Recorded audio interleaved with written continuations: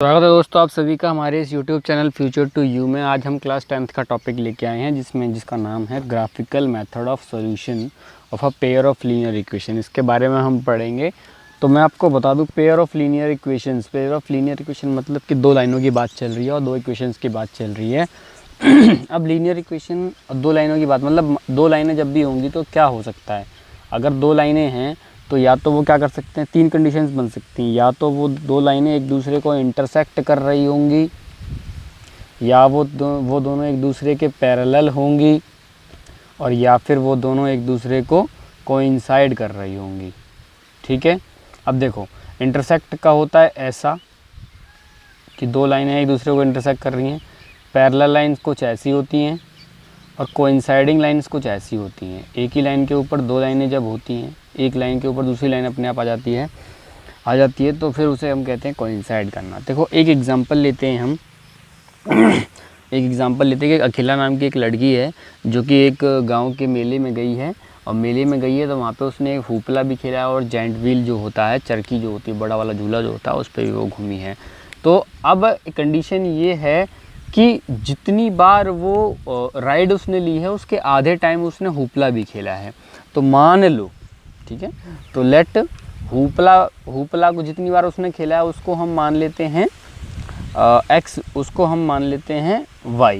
ठीक है, और जो उसने जाइंट व्हील जो चलाया, जाइंट व्हील पे जो घूमी है वो, उसको हम मान लेते हैं x। ठीक है, तो कंडीशन के हिसाब से क्या होगा, पहली कंडीशन के हिसाब से क्या हो गया कि अगर तो क्या होगा कि 1y is equal to 1/2x। क्यों?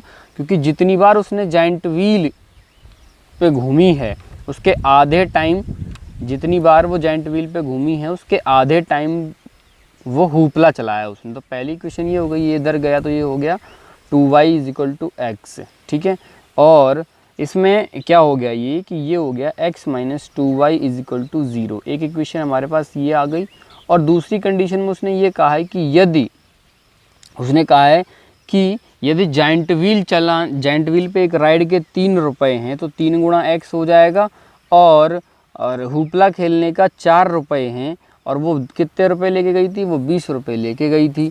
तो कितना हो गया ये दूसरी इक्वेशन हो गई हमारे पास 3x प्लस 4y। ठीक है, ये कितने के बराबर हो गई, ये हो गई हमारी 20 के बराबर। ठीक है, अब इन्हीं इक्वेशन की हम बात कर रहे हैं। देखो पहली इक्वेशन जो है हमारे पास, पहली इक्वेशन की बात अगर हम करें तो पहली इक्वेशन में हमें ये जो पहली इक्वेशन है इसमें हमारे पास है, अगर हम इसको x माने, यहाँ पर y की वैल्यू x/2 होगी यदि, तो देखो क्या होगा कि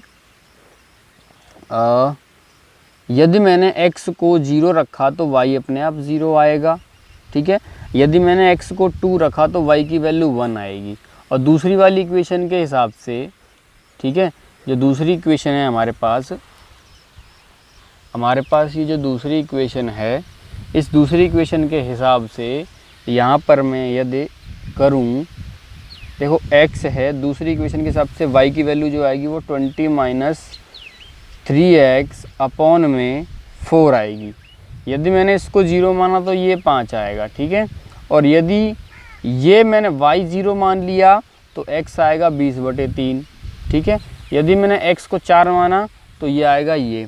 अब ये इनका ग्राफ होगा, ग्राफ कुछ इस प्रकार होगा, देखो आपकी स्क्रीन पे आ रहा होगा वो ग्राफ, जो आपकी स्क्रीन पे आ रहा होगा उस ग्राफ में देखो कि दो लाइनें हैं, वो एक पॉइंट पर, एक पॉइंट है Q, जिस पॉइंट पर वो क्या कर रहा है 4 और 2, एक यूनिक इक्वेशन आ रही है।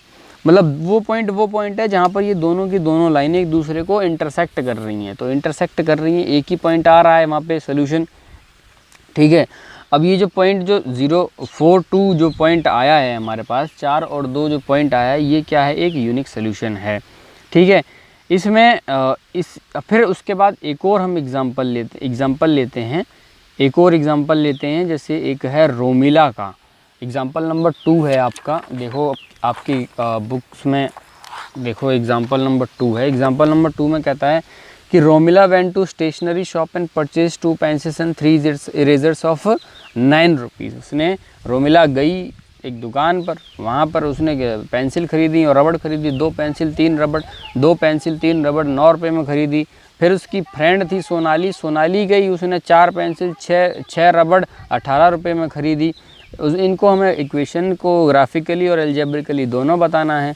तो मान लो कि पेंसिल जो थी, मान लो कि पेंसिल जो है वो पेंसिल रुपीज़ X की है, और जो इरेज़र जो है हमारी वो रुपीज़ Y की है। तो देखो पहली कंडीशन में क्या है कि दो पेंसिल लेके आई तो मतलब 2x, ठीक है, और 3 रबड़ लेके आई तो मतलब 3y, और कितने रुपए में लाई थी, 9 रुपए में लाई थी। और दूसरी इक्वेशन जो है हमारे पास वो है 4x + 6y = 18। क्यों? क्योंकि 4 रुपए की पेंसिल लाई थी और 6 रुपए की रबड़ लाई थी, 6 रबड़ लाई थी, ठीक है, और टोटल रुपए 18 देके 18 रुपये उसको लगे थे। ये 2 इक्वेशन हमारे पास आ गई। अब इन 2 इक्वेशंस का हम सोल्यूशंस जब निकालते हैं तो देखो पहली इक्वेशन का जो सोल्यूशन है इसमें क्या है कि x जो है, y की वैल्यू यहाँ पे क्या आएगी, 9 - 2x / 3, 9 - 2x / 3 ये आ गई, ठीक है। अब यदि मैंने इसका ये निकाला, जब इसके मैंने इक्वेशंस के जो निकाला, यदि मैंने x को 0 रख लिया तो y की वैल्यू 3 आई, और x को 3 रख लिया तो y की वैल्यू 1 आएगी, ठीक है। और सेम इसी के जो सेकंड इक्वेशन है, सेकंड इक्वेशन के लिए यदि मैंने जब किया, इसके जब सॉल्यूशंस मैंने निकाले सेकंड इक्वेशन के, तो सेकंड इक्वेशन के सॉल्यूशन में क्या होगा कि देखो x जो तो है और y की जो आएगा वो आएगा 18 - 4x / 6। यदि x को 0 रखा तो y 3 आ गया, x को 3 रखा तो y 1 आ गया, ठीक है। अब इसका ग्राफ देखो, इसका जो ग्राफ है वो देखो 2 पॉइंट पर, इसका जो ग्राफ है वो 2 पॉइंट पर इंटरसेक्ट कर रहा है, इसका जो ग्राफ है वो 2 पॉइंट पर इंटरसेक्ट कर रहा है। इसके जो ग्राफ है 2 पॉइंट पर, इसके मतलब 2 सॉल्यूशंस हैं, इसके 2 जगह इंटरसेक्ट कर रहा है, मतलब इसके 2 सॉल्यूशंस हैं, 2 solutions of each equation. We plot a point in a graph paper and draw the line. We find that both the line coincides. अभी जो लाइन है वो एक जो दोनों लाइनें हैं वो दोनों लाइनें 2 पॉइंट जब एक ही लाइन पे आ रहे हैं जब, तो इसका मतलब ये है कि ये जो इक्वेशन है इसमें क्या है, 2 लाइनें एक दूसरे को कोइंसाइड कर रही हैं, ठीक है।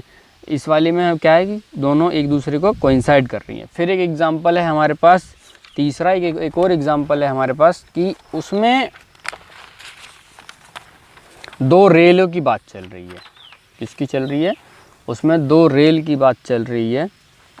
एक है 2 रेल की बात चल रही है। 2 rails represented by the equation x।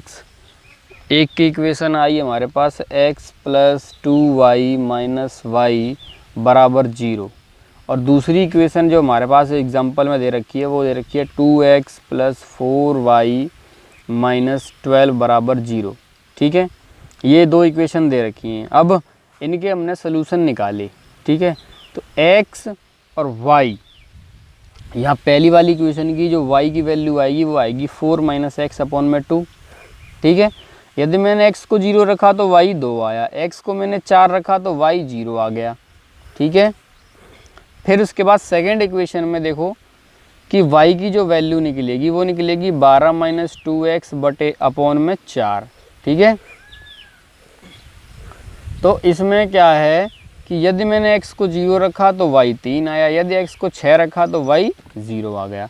अब इसका जो इक्वेशन, इस वाली इक्वेशन का जो वो ग्राफ बना है, उस ग्राफ में देखो हमने उसके हिसाब से जब प्लॉट किया और लाइनें बनाई तो लाइन में हमको क्या दिख रहा है कि 2 लाइनें हैं एक दूसरे के पैरेलल जा रही हैं, 2 लाइनें हैं वो एक दूसरे के पैरेलल जा रही हैं। तो ठीक है, अब इन बेसिस पे, इन इक्वेशंस के बेसिस पे हम आपको कुछ बताते हैं कि कैसे ये होगा। अब देखो इसमें जो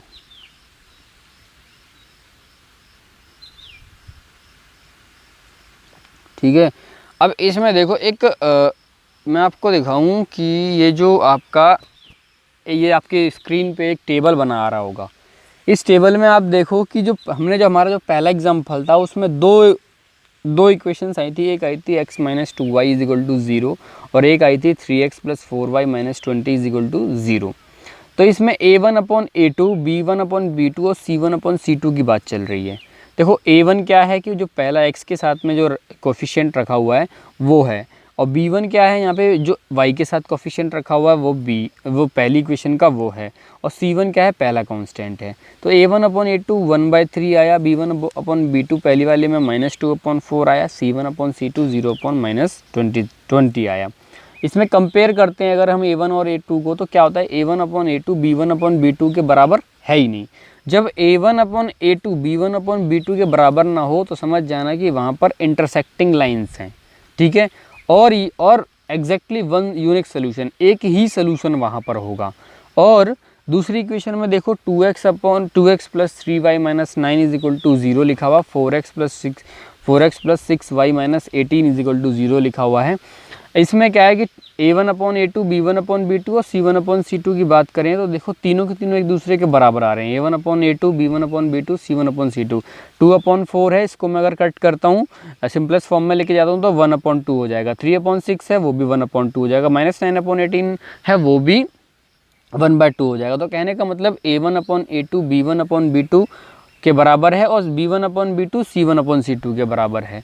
तो इसमें क्या होता है कि कोइंसाइड कर रही हैं वो लाइनें, जब तीनों के तीनों जो हमारा A1 B1 C1 जो हैं A2 B2 C2 के बराबर हो जाए तो हम A1/A2 B1/B2 C1/C2 एक दूसरे के बराबर हो जाए तो वो लाइनें कोइंसाइड करती हैं और वहाँ पर इन्फिनिटली मैनी सोल्यूशंस, बहुत सारे सोल्यूशन होते हैं।